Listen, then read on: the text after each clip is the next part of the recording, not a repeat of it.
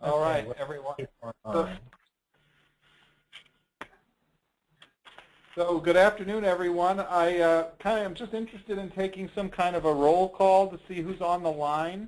Can I just have people start saying your name and where you're from? This is Mia Mullins with Ginny Jacobs is on our way. University of Minnesota with Corolla Kulo. Got it.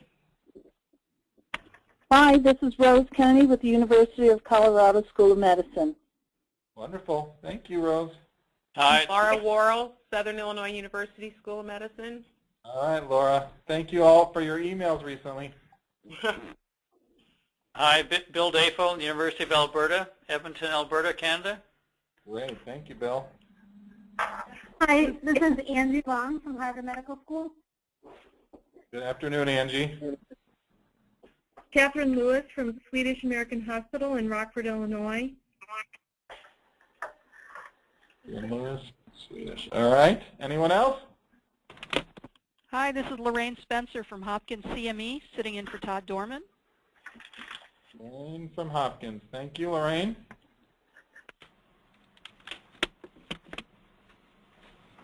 Anyone else want to claim who you are? All right, wonderful. That's good enough for me.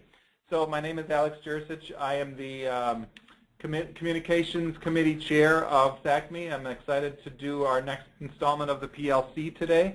So this is PLC number 8. We're excited to have gotten through 8 of these. I can't imagine that we've actually done as many as we have, but it's been exciting. Today's topic is technology tips and tools for you. So hopefully this will be an interactive session. I'm going to have a little bit of a quote-unquote presentation, but mostly leave it up to a discussion among everyone within the group.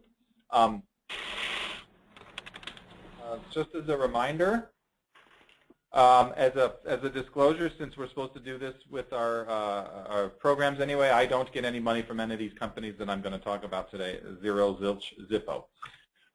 The goals of our PLC is to provide a venue for you all to foster improved communication around themed interests. Each particular PLC has a different theme. Obviously, today's theme is around technology for us.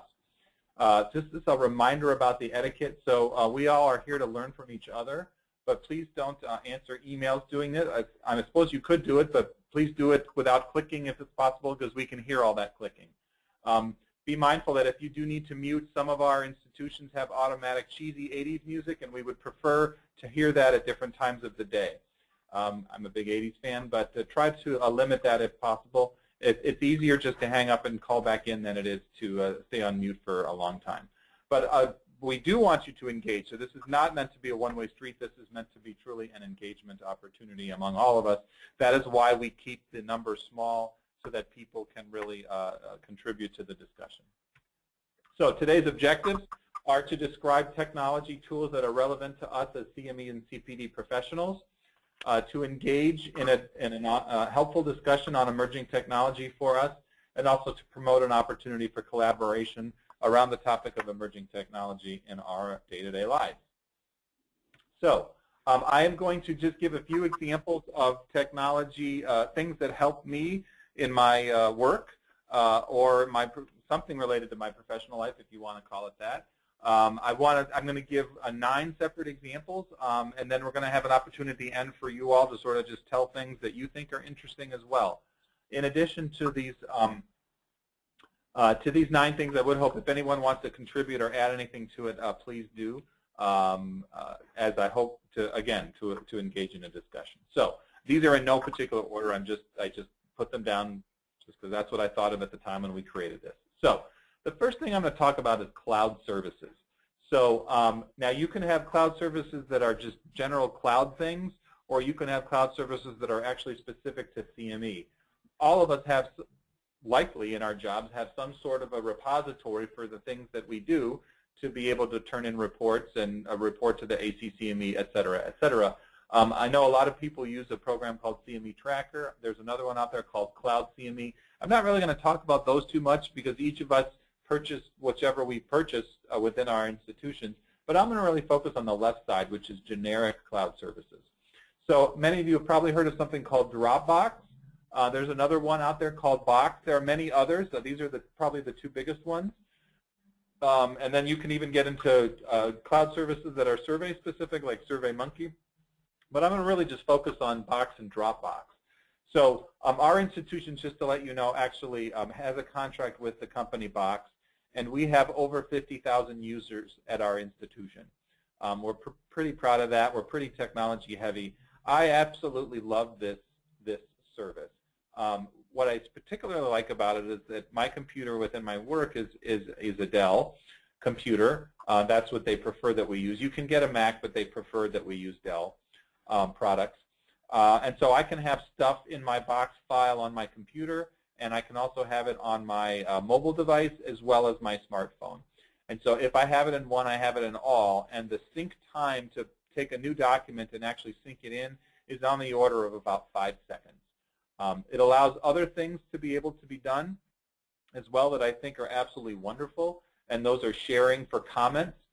You can share files at the level of just sharing it, or you can allow people to edit files, to talk to each other back and forth about these files. So there's a lot of impressive things that you can do with these services. It's really easy to send stuff, and that they don't have to be within the institution. So anyone can get a Box account, or you can have certain files that you don't even need a Box account, and you can just send people an automatic direct link without them even having Box. So I absolutely love this. I use it every day. I just got an update that I had to use the IT people today, and I looked at the number of Box files that I have on my computer. It is now 10,300. So I have a lot of files on here. The institution allows us to have a certain number of storage space free, and ours just recently was increased to 100 gigabytes. So apparently that's a lot, and I'm at about 10% of that right now with my 10,000 files. So just curious out there, do other people use Box or Dropbox to send, deliver, share documents? Just curious. No. This is Rose, and I think I've been more on the receiving end of Dropbox, but I haven't utilized any of the other services. I do see some evaluations and whatnot coming to us on occasion through SurveyMonkey. I think the institution uses SurveyMonkey, but out of the CME office, we do not.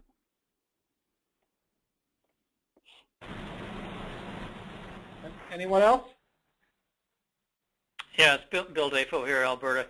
Yeah, about the same thing, that it's usually more I'll receive some documents that somebody's put in a Dropbox, and we've had kind of the same experience with SurveyMonkey.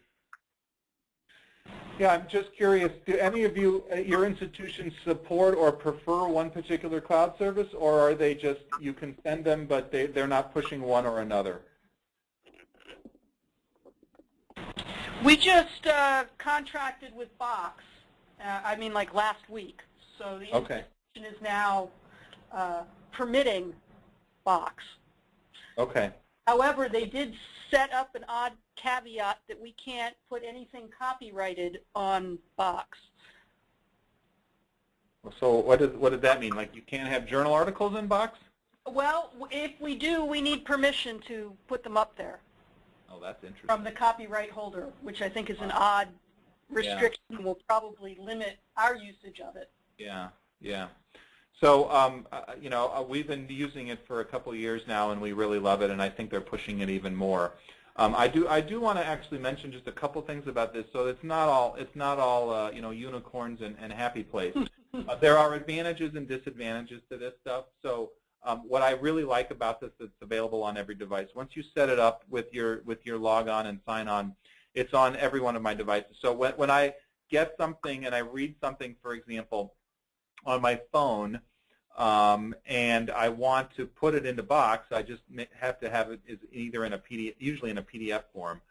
There's a way literally on the phone without having to go to a computer, click, click, click, put it in. You have to pick what folder you want to put it in, and it can be done there. But that means it's in all of them. It doesn't mean that it's only on the phone one. It's on all of them. And so it's once it's put in there, it's instantly on all of the devices.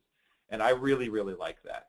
The other part that I think is a good advantage is that the infrastructure is done by the company, not by you. So you don't have to deal with your own IT people with this unless you want to get the latest version of it. Okay, so that actually is what happened to me today. I was on the phone with IT. They actually had a problem. It took them an hour to load because of some snafu that was on my particular laptop. But they did eventually fix it, and it works just like a charm right now. The disadvantages are interesting. If the internet is down, you can't get in, plain and simple. So that's something you have to be aware of. If you're on some update and you can't get into the internet, that can be a huge problem. Now, I will tell you that Box even has a view offline mode. So I'll give you one particular example of how I use this. In my other hat that I wear as a GME person, I interview on Mondays. I was in New York for the weekend, and I put all these documents into Box, and then I put them into quote-unquote view offline mode.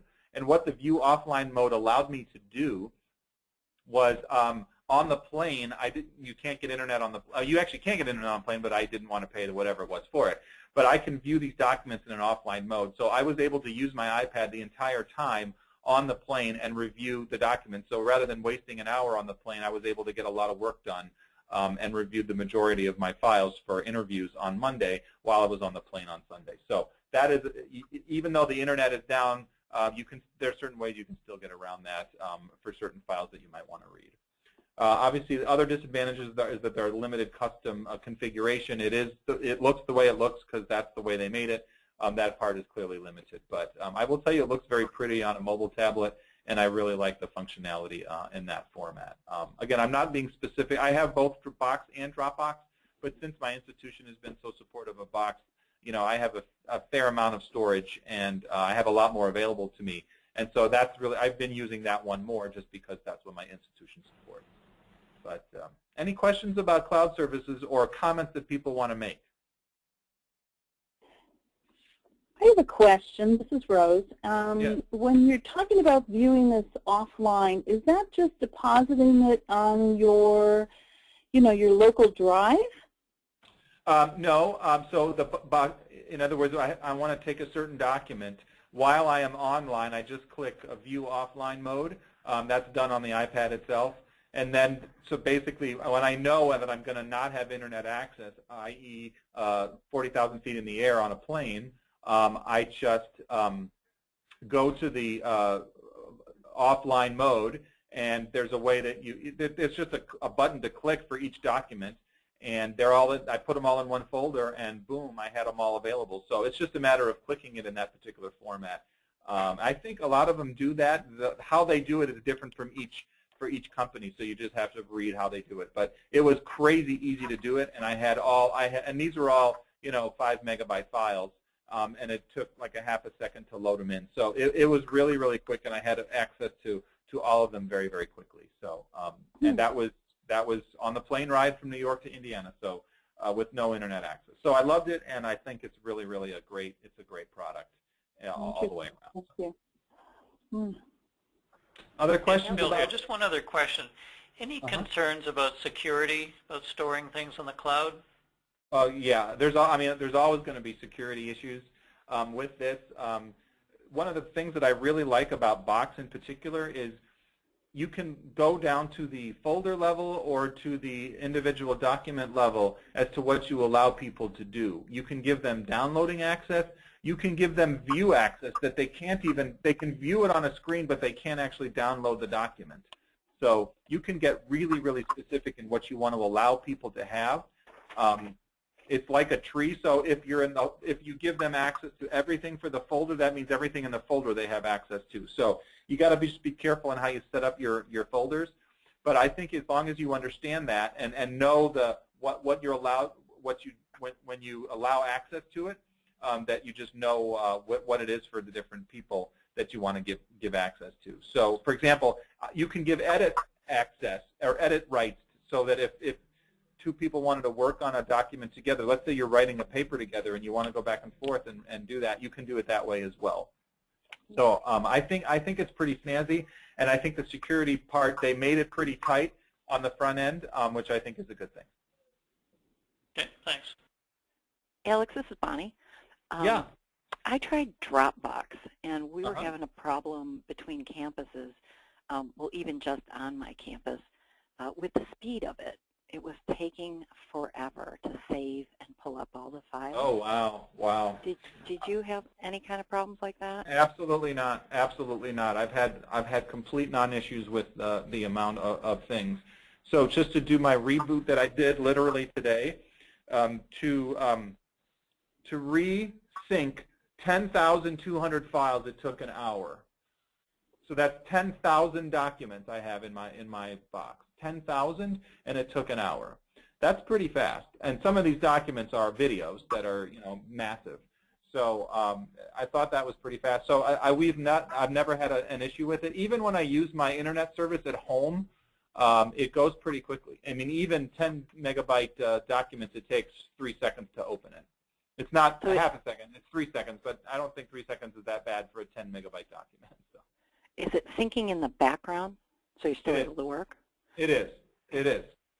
So, so then when you want them, once they're all synced, yep. And you're trying to pull them up, you haven't had any problem there. It's been a non-issue. Now, I will tell you the server at work is pretty fast because I use a pretty technology-savvy place, but I've been really happy with it. It's really been a non-issue. So, good question. Good question. All right. Any other questions before we move to the next tool? All right. Nope.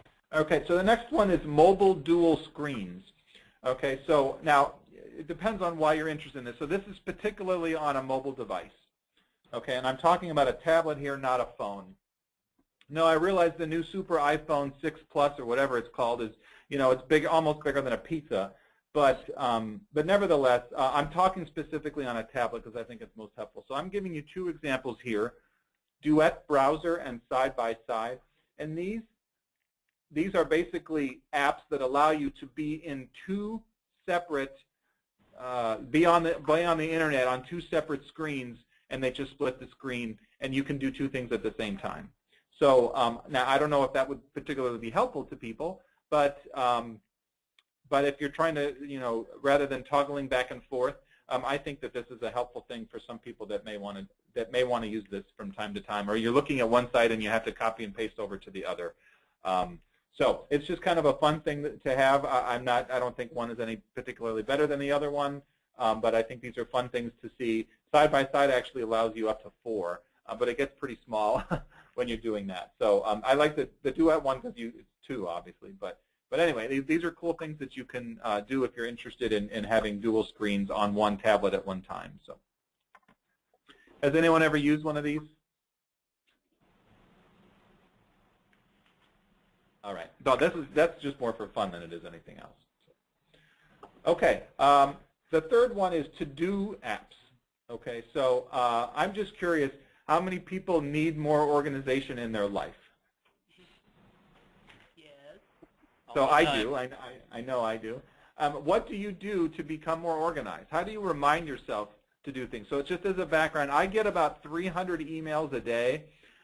So I just have to spend hours just reading emails, if nothing else. Some of them are junk, but some of them I got to respond and do this, and so that's going to take some time. So how do you keep yourself up and organized? And did you follow up with this? Did you turn this form in, et cetera, et cetera?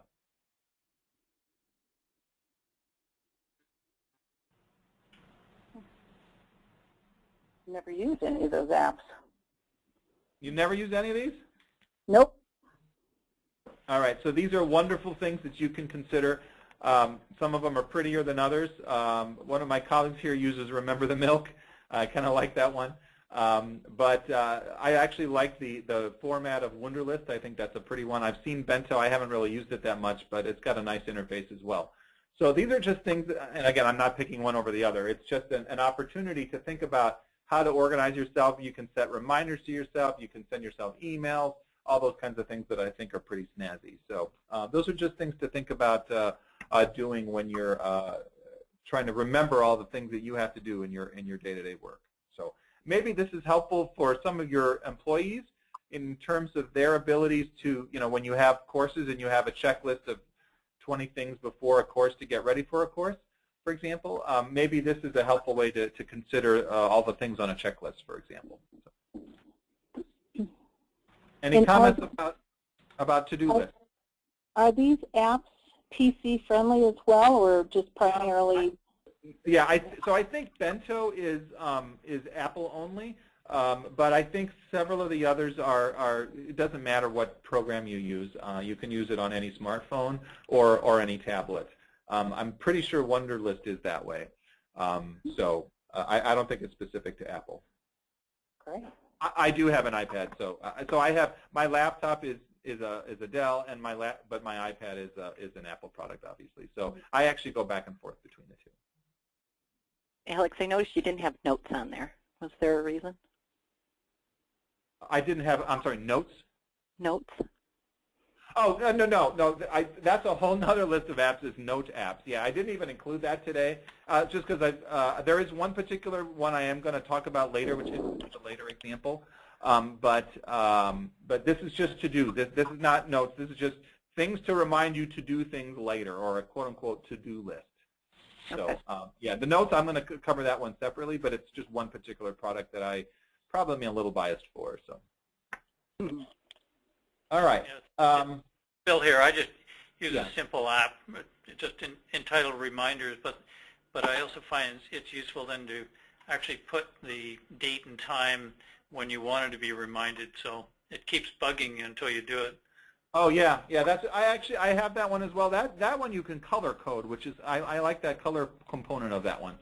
Yeah. So yeah, that's a good one to consider as well. All right. So the next one is whiteboard apps. So I just want to take a step back. Does everybody even know what a whiteboard is? So this is sort of the doctor part of me, or the doctor educator part of me. What I love about these, and this is just two. There's many, many more. There's another one called Show Me as well. And these are apps that you can, I think they're like $1 or something like that on the App Store. They're really, really cheap. These are really, really fancy programs. And what they allow you to do is you can create, if you will, a version of a PowerPoint presentation. You can draw on it. You can write on it. You can highlight on it. You can color on it. You can import pictures on it.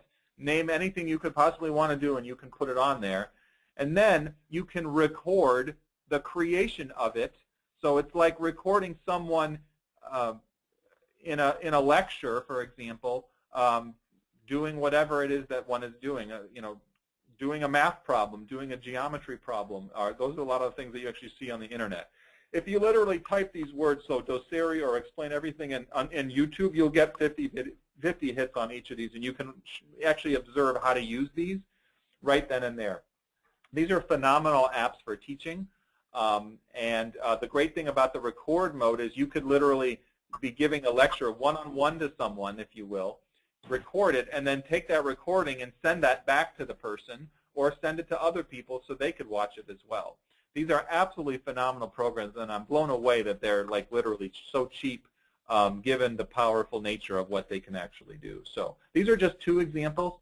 Again, I'm not specific to any one over the other, but they're pretty fancy, and they allow some wonderful things with the record mode as well as with the share mode.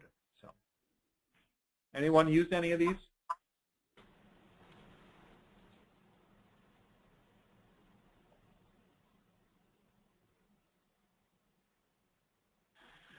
All right. Well, I'll tell you, I really love these a lot, and I really encourage people to at least look at them. Not maybe for some of your clients, the learners or the course directors that you have that are helping run some of the teaching sessions that they do. But these are really powerful programs, and it's amazing how cheap they are that you can purchase off the App Store. All right. Next is note-taking. So this question came up earlier. So I don't know if Evernote was the first one ever, but I'll tell you, this is one heck of a powerful program, and it's free. You don't have to pay a penny for it. It is not specific to any one, so it's Apple products and any other. Every service allows Evernote, and as well, it's on desktop as well. The same thing here. It syncs to all of your devices. You can tie Evernote to Box. You can tie Box to Evernote. You can do all these fancy things. What I really like about Evernote, so this is actually my note-taking app. Anytime I go to a meeting, I just throw up Evernote, and it syncs to your calendar. So, for example, if I put the time period right now, which is PLC, on my calendar, and if I were to open Evernote right now, the title would already come up that I'm in whatever is on my calendar. So it'll actually say PLC, today's date, and then I take notes. Then I could actually, that's a way to tag it already. Now you can type over that anyway if you don't like what you put into your calendar, but it's really, really powerful program. There's a premium version as well. I have not purchased the premium version, but I think this app is worth its weight in gold. I think if there's one app that you take away, this is the one. I absolutely love Evernote. It is my #1, hands down, app that I use every single day. Every single day. Yeah, Curious. This is Angie. I just wanted to reiterate what you're saying. I use this and can't recommend it enough. It has really been so incredibly helpful, and I think the search is so powerful that you can tag things and search them, and it's really, I would recommend it to anybody. Yeah, yeah. So let me just give you an example of how I can use this. Have you ever been, let's say you have to fill out some application for something to get a new parking pass at your institution, and you say, okay, what's your license plate number? Well, you know, I remember my social security number, but I don't remember my license plate number. I just don't. What I have on my, and of course I have it on all of my devices, of course, because it syncs to all of them, is I take a picture of my license plate, and then I put the title, license plate Alex, and then I have one, license plate Nikki, for my wife. And so if I have to fill the same application out for my wife's car. But I can literally be in line, and then someone says, okay, what's the license plate number? I don't remember, but I'll go to my phone, couple clicks, go into Evernote, type in license plate. It'll pull up the license plate that I put in 2 years ago, and there's the picture of my license plate, and I can answer the question to what I have. So it'll tag pictures, it'll do anything. As long as you put an appropriate title and know how to search it later, you can find it. It's absolutely incredible.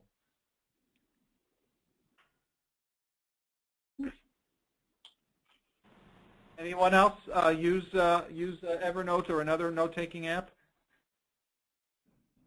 Yeah, this is Laura. I use Evernote. I find that I can type a lot faster than I can write.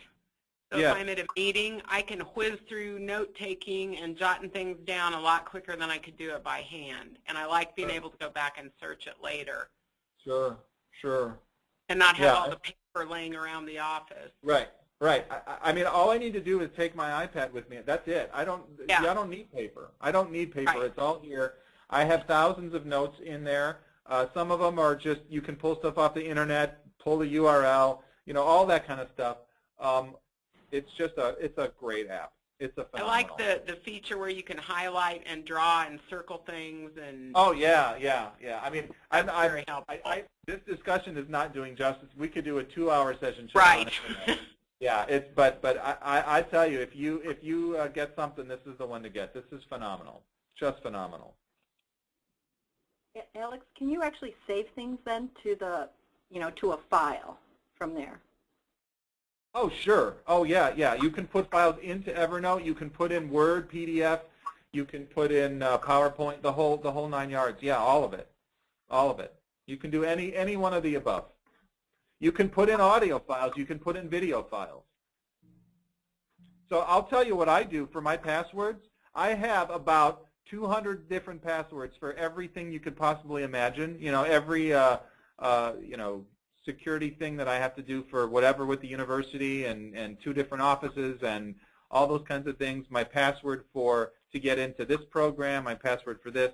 I actually put my passwords into an Evernote file. And I don't. There's only 2 things I don't put in there. Is the password to the Evernote file itself, number 1, and number 2, I don't put my bank one. That one I memorized, but everything else I put in there. So when I have to change my password or whatever, that's where I go to Evernote. And you know, literally with all the passwords I have to change a password at least twice a week.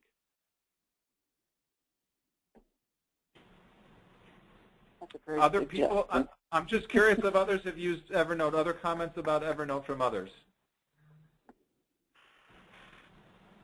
I would just say the concept of the notebooks in Evernote is also something that helps me. So, you know, I might have if we're talking about, you know, my CME work, a notebook for, you know, accreditation requirements or, you know, programs that are in development, things I need to do. You can really organize things and drill down in a nice way.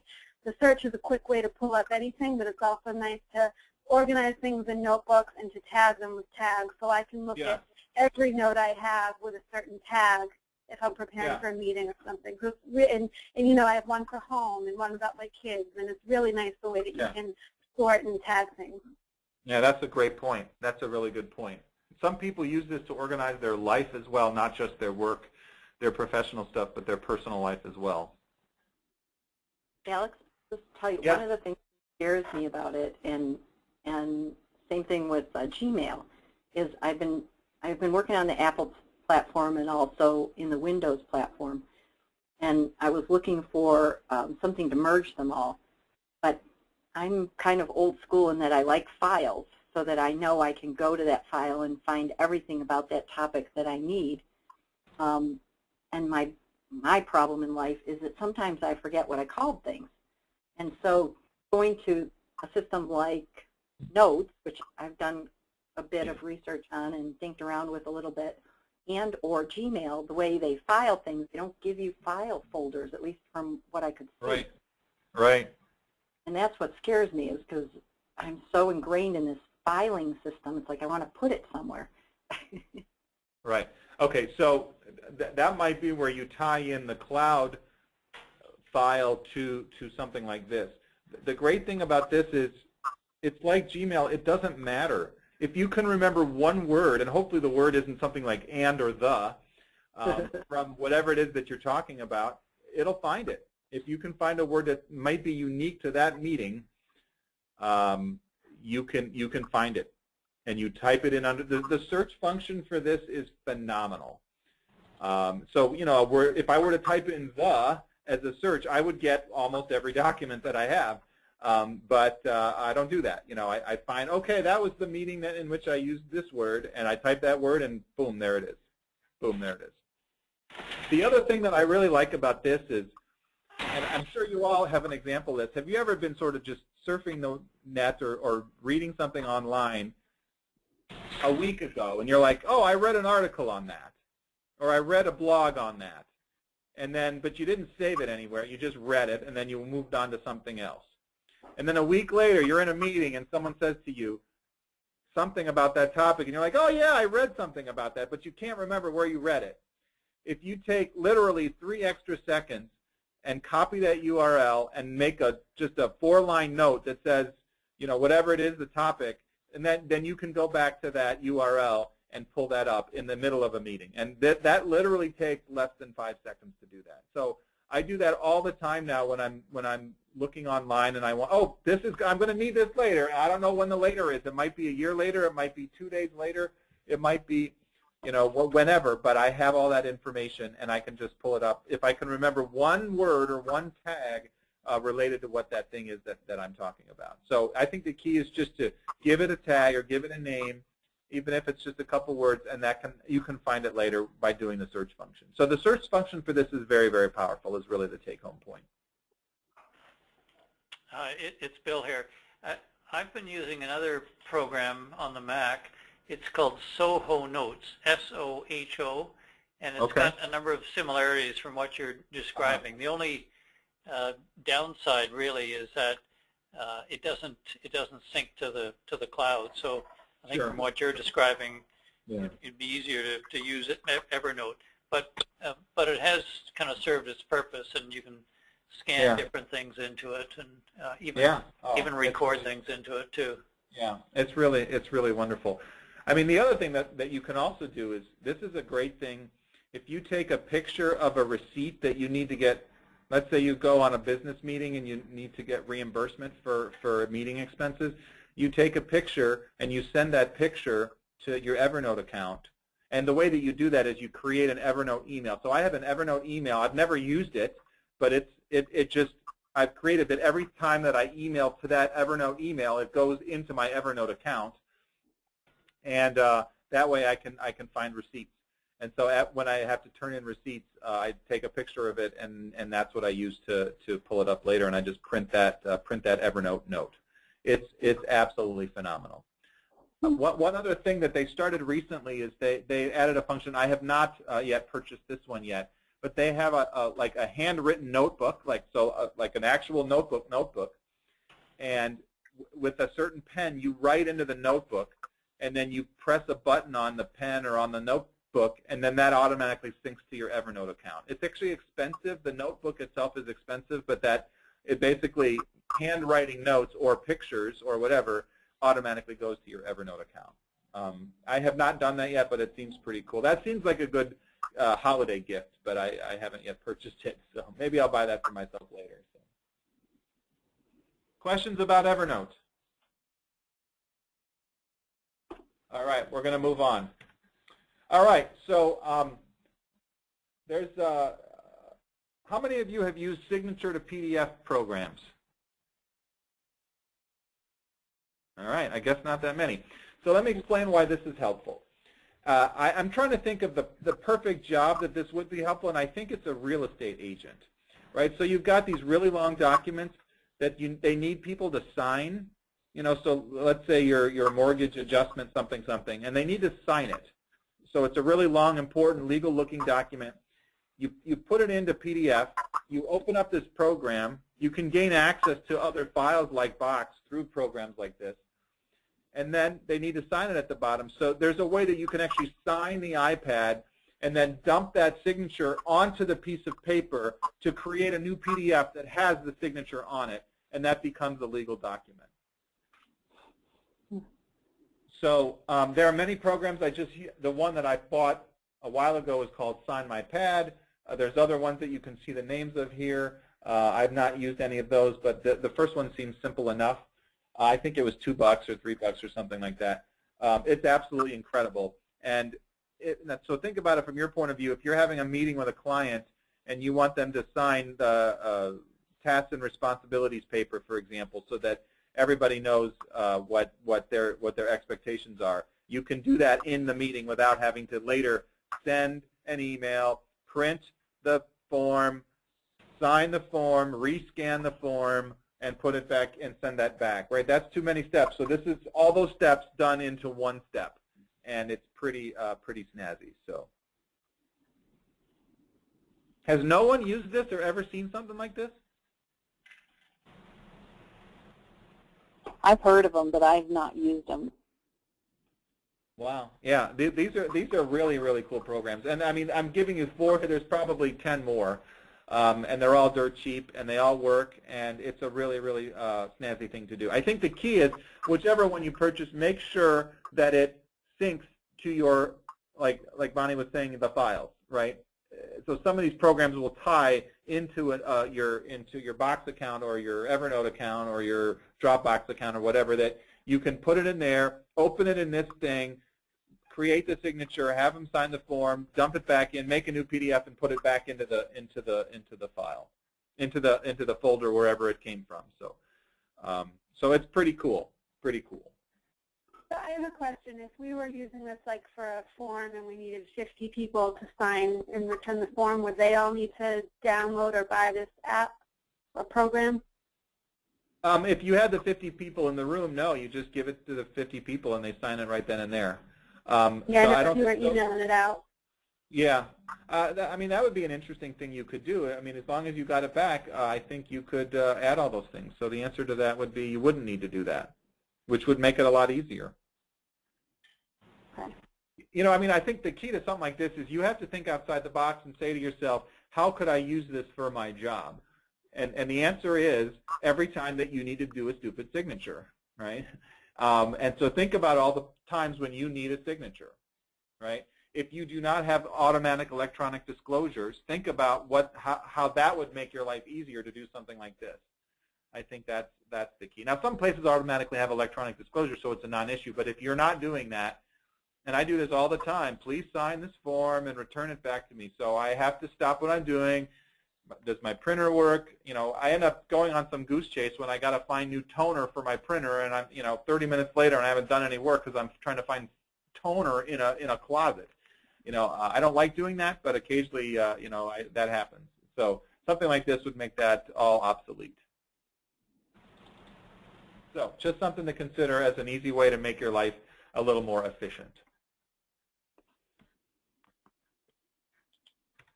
All right. How many of you use Microsoft products in your job? Meaning non-Apple, the competitor. Yep. Okay, so how many of you have used Lync? Yep. Nope. Nope. Okay, so those that have used Lync, what do you like about Lync?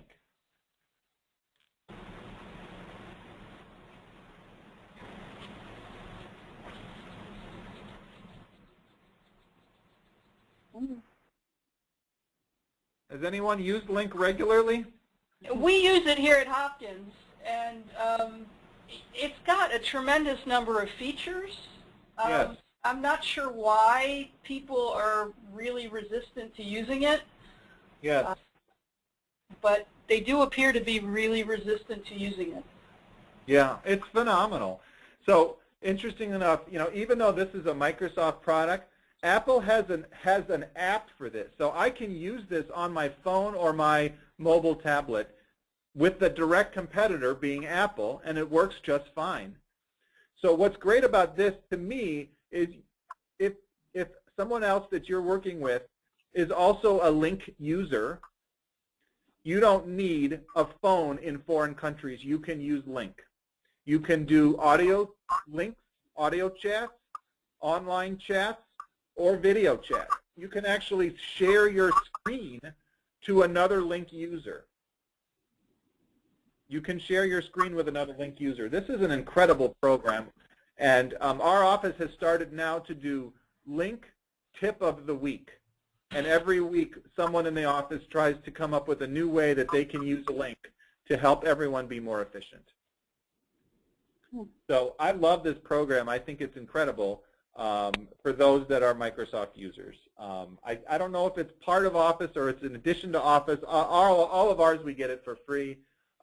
So I haven't paid a penny for it, but I used it on my phone as well. I think it's an incredible program. I think it's amazing. It's Bill here.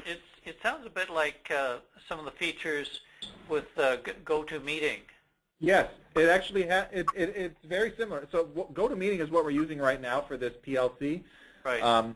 But it's a pretty cool program. Now the thing is that if someone isn't a Lync user, you can't do it. You can't use those features unless you're a Lync user. So that's the key. That's why we're not using Lync right now, because some of you may not have Lync. But it's a great program. It's really a great program. And how does it differ from Skype?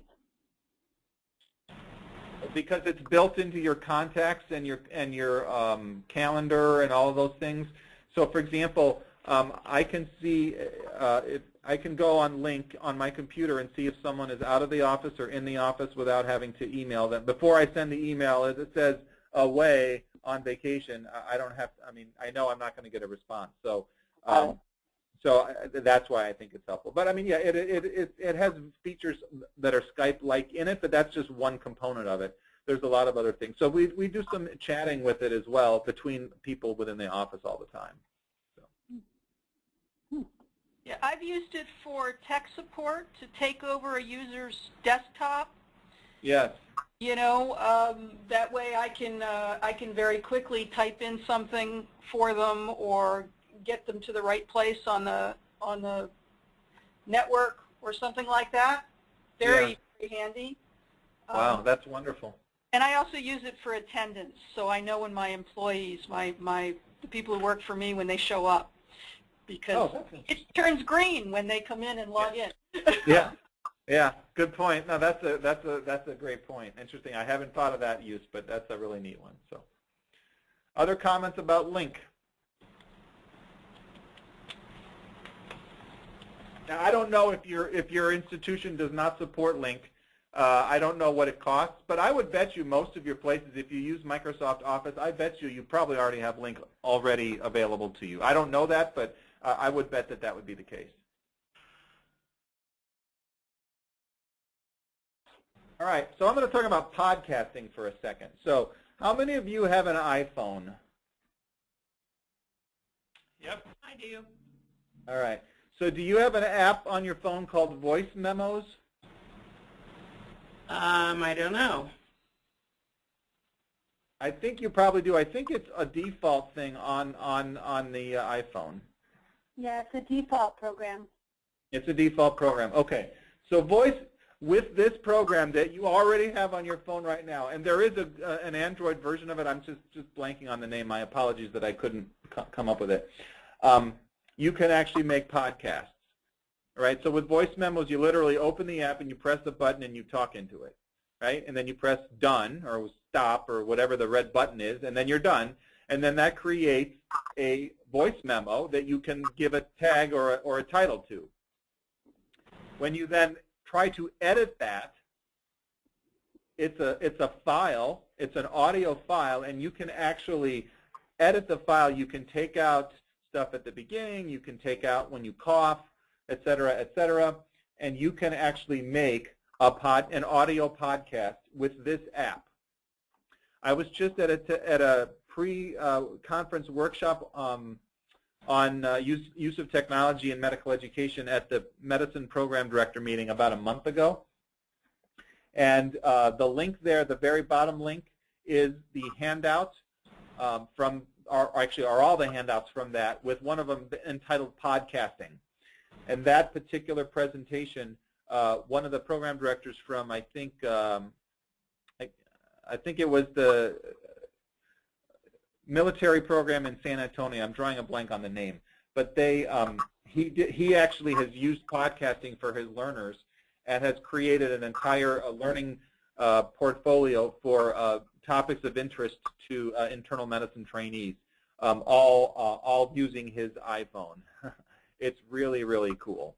And then he just put them up on a site and catalog them appropriately by theme, and has created an entire learning library of podcasts, all with technology that we all already have existing in our hands right now. So pretty cool thing, and when you see the link, that describes this in a little more detail. I'm curious how many of you have used podcasting for CME credit. Has anyone actually done that? Yes. Hopkins has had several podcast CME activities. Okay, and if you don't mind my asking, how long, do you short snippets, like 15-minute ones, and give quarters? Yes, they're quarter credit, typically. Okay, and you're happy with the product? Obviously, you review them, you get the content expert to either create it or review the materials. Yeah, and then they're you just usually professionally produced. Sure. Okay. Because it's usually a series. They're going to do 20 of them. Or got it. Okay. And then do you do a post test, like a couple questions? They do. Wonderful. Do you get a lot of uptake from your faculty? You know, truthfully, I don't know how popular those are. Other than that, typically they're free. Yeah. And a quarter credit. So. Right. Right. I don't know. In my own opinion, I'm not sure how worthwhile that very short that is. But you know, I've seen a lot of people use this on their drive to work. That's what we hear. So you turn it on in your garage and you drive, and whatever your drive time is, obviously you got to be careful. You shouldn't click while you're driving, but I mean, it would be an interesting way to do an audio, 15-minute, or sometime you can do a 30-minute podcast, obviously, and do a half credit instead of a quarter credit. But I think it's a pretty cool thing in the future that we might take advantage of ourselves, and I'm glad to hear that other people have actually done this as well. What professional program do you use to make these podcasts? Do you go to a recording studio? We have a studio here at Hopkins. Okay, wonderful. That's really cool.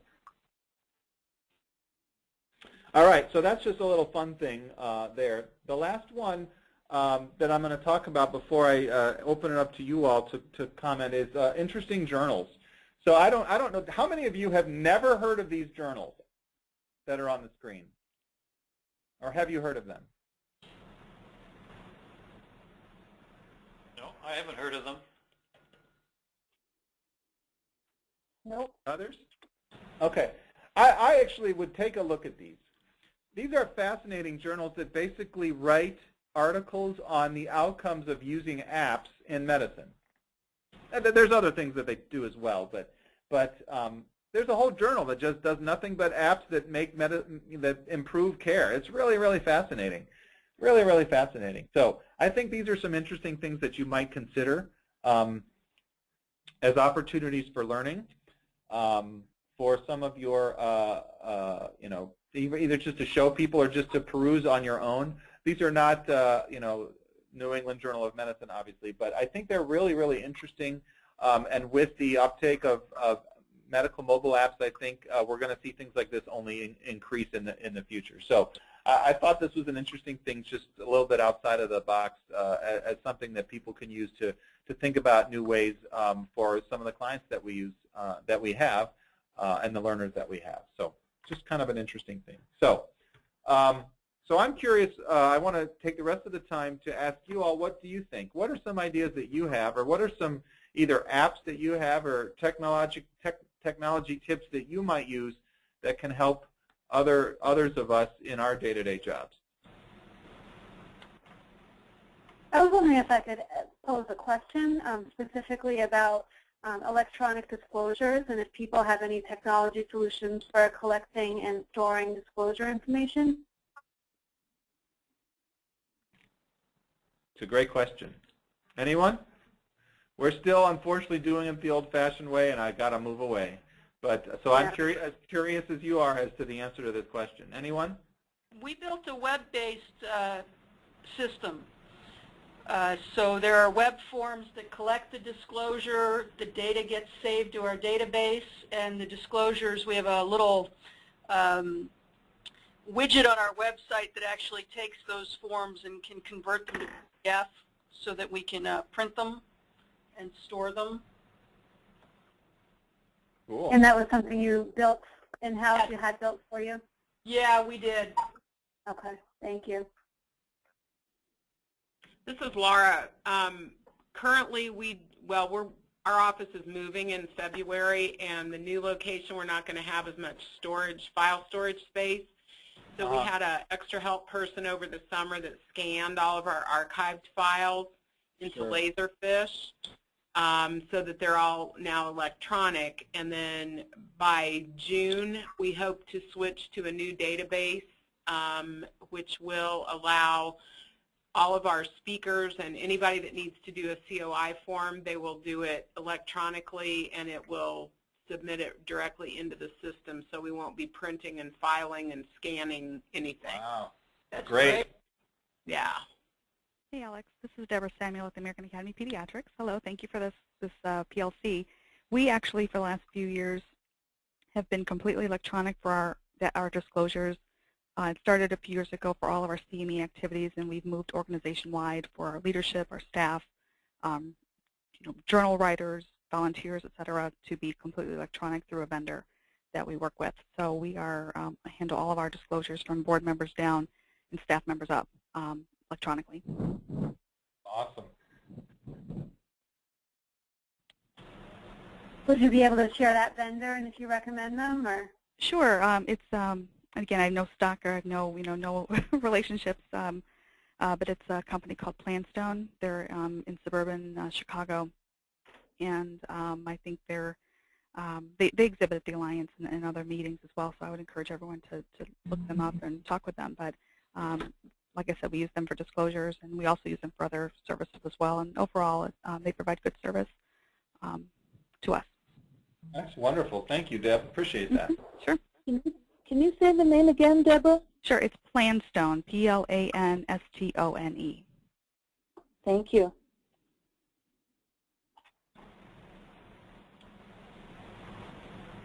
Other ideas or technology tips that people can recommend? Alex, this is Go ahead. Laura again. Have you used any of the scanner apps? I just recently put one on my phone. It's called Scanner Pro. So basically, it's like having a portable scanner for documents, but I haven't really delved into it much. Sure. So I have 3 of them on mine. I think I've used them once. You know, I have an app addiction. Yeah, me too. Oh, wow. But the problem, you know, I mean, the number of apps that I use regularly is 5 or less. But I've got about 200 on my mobile. You know, that's a problem, but it is what it is. I have not used it, but I would love to see it be used more. I will tell you that I use my banking service is Chase Bank, and what my new favorite thing that they allow us to do is the checks that I get. I can take a picture of that check, and it makes a PDF. My bank does that. I love that, and that's a version of it, and it's good enough that you know, like they accept it within an hour at 10 o'clock at night. I love that. So I gotta start doing that more and more. I agree with you. I think that's a great way to go, is to use some of those apps. I have them, but I haven't used them. That's why I didn't mention it today. So I have an app called Apps Gone Free that every day, if you check it, they release certain apps that normally have a charge. They will list anywhere from 6 to 10 apps that they're offering free that day. And so I just periodically check it, and if I see something that looks interesting, I download it, and then, you know, a couple months later, if I haven't used it, I delete it, and I'm not out any money. But it's kind of a way to find some really cool, interesting apps that you wouldn't even know to go look for. Right. No, that's a great one. I have that one too. That is the reason I have 200 apps. Yeah, me too. But usually, you know, I found that every day when I've checked it, there's usually a couple apps for kids and a couple that are business related. And yeah. Oh, that's so some to help you make cool photo editing things. Yes, absolutely. Good one. Others? Yeah, Bill here. It's not quite the same as the apps, but one of the most useful programs I've found is the Mind Manager or Mind Map, where you can make these you know, maps of different processes. But in particular, what I like is that then you can export these maps into a really cool Word document that's nicely formatted. Sure. So there are many apps that do that one. I have several of those as well, and I have used those. I don't do that stuff very often, but there are apps that do exactly what you're describing, and they will make PDFs of it just like you said. So I don't remember the names off the top of my head, but that's a good one. I'm sorry, someone else was speaking. I couldn't quite hear it though. Yep, I'll just say quickly, we just started using Smartsheet as a project management tool, and it's been really helpful. You can, you know, have a different sheet for projects that you're working on. You can set deadlines, and it will create, you know, a calendar. You can assign tasks to people. You can add comments line by line to different tasks that you have to do for a project. I really recommend that as a project management tool if people are juggling multiple projects. It's called Smartsheet. It also integrates with Evernote. There's some components there that work with Evernote called Smartsheet. And that's pretty cool. Thank you. I will say, I want to go back to the Evernote thing. You can add an add-on or add into your Microsoft Outlook that if you want to take an email and add it to Evernote, it's just one click, boom, and it goes right into Evernote. So those are available on both on Mac as well as Microsoft Outlook as well. I'll take one more comment and then I want to wrap it up. Other comments or questions? This has been fantastic. Well, great. Thank you. Does Evernote have a limit on it? I don't think so. In terms of the number of notes, I have several thousand, and it's never given me a reminder that I'm getting close to an end. So, but some of my notes are 5 notes long, and some of them are, you know, pages and pages. It just depends. So I don't think so. It's a good question. I actually don't know, and I haven't quite figured out what the premium version does for you because I work just fine with the free one. So I don't actually know. It's a good question. Okay. All right, well, we're getting to the top of the hour. I want to thank you all. This has been a lot of fun to create this and to sort of put them all into a thing. I'm not saying that these are any more important than any other things, but these are just a few tools that I thought may be helpful. I think the great thing about this is to make our lives more organized. You know, there's new things coming out all the time. It's impossible to keep up. If there's one suggestion I could give you, if you're going to try to use technology in your work with your coworkers, to have a discussion about an app of the week or a tool of the day or whatever you want to call it, just to help people. You know, we've started this with Lync. We love it. I do it with Evernote all the time. I learn new things about how to use Evernote, and I haven't even gone to the premium version yet. But I think these are great ways to sort of, you know, in small nuggets, learn technology rather than trying to learn 100,000 new things. Just a little bit here and there, and it can really make your life a lot easier. I think it's really some cool stuff. So these are just things to consider. So I want to thank everyone for spending the last hour. It's been a lot of fun, both to create it as well as to have this discussion. Just as a reminder to everyone, one second here. Do I have another slide? Let me see. I'm curious on the eval that I'll send you. I'll try to get it out today, if not sometime next week. But please let me know your suggestions for future themes. If there are other ideas that you have for these learning communities, I would like to do them. Jack Dolcourt's probably going to be doing a few in the future because he's going to be the vice chair of this particular committee. And I look forward to some future ideas that people have. And before any comments, I just want to thank you all for spending the last hour with us. So, Alex, will these slides be available so we can get some of those links that you had in sure, there? Sure. Yeah, I sent this link to Jim, and I'm assuming that Jim, who's on the call, can probably send this out either today or next week sometime. Okay, so. Great. Yeah, I'm happy to send that out, or post it online. Maybe send a link to it. Okay. Oh yeah, that's fine too. Yeah, I mean, there's nothing secret in there. It's just it's my opinions about some things, but yeah, it's been a lot of fun. So. Thank you. Thank you. Yeah, thanks. Everyone have a nice weekend. You too.